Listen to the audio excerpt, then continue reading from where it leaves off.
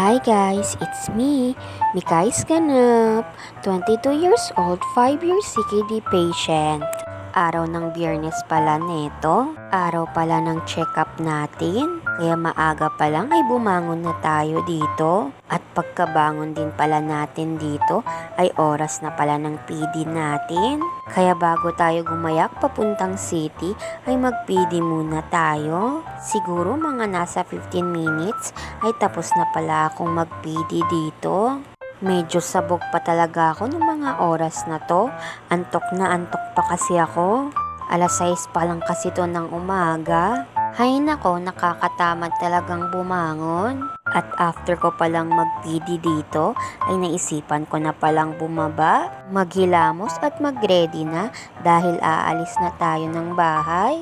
Nang nakaalis na pala kami ng bahay, ay dumiretso na pala ako sa may paradahan ng van. Ay kami pala, kasama ko pala dito yung nanay ko. Pagkarating pala namin sa may paradahan ng van, as usual, andito na naman tayo sa may front seat.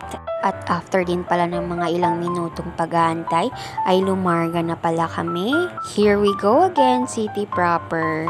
At makalipas din pala ng higit isang oras, ay nakarating na pala kami sa may city. Di pa pala kami neto nakapag-almusal, kaya dumaan muna ako sa paborito kong fast food. After din ng mga ilang weeks, ay nakakain na ulit tayo ng Jollibee. At after din pala namin kumain dito, ay dumiretso na kami sa ospital. Mainit na din pala nung mga oras na to. Nagmamadali na rin kami neto dahil magtatanghalian na naman. Siguradong sigurado ako, hapon na naman tayong makauwi neto. At makalipas din pala ng mga ilang minuto ay nandito na pala tayo. It's good to be back, charot! Kung dati ay 3 times a week tayong pumupunta dito, ngayon once in a month na lang. Pupunta lang tayo dito para magpa-laboratory lang. At nung oras na pala ng PD ko, ay nag-PD na rin pala kami dito sa may clinic.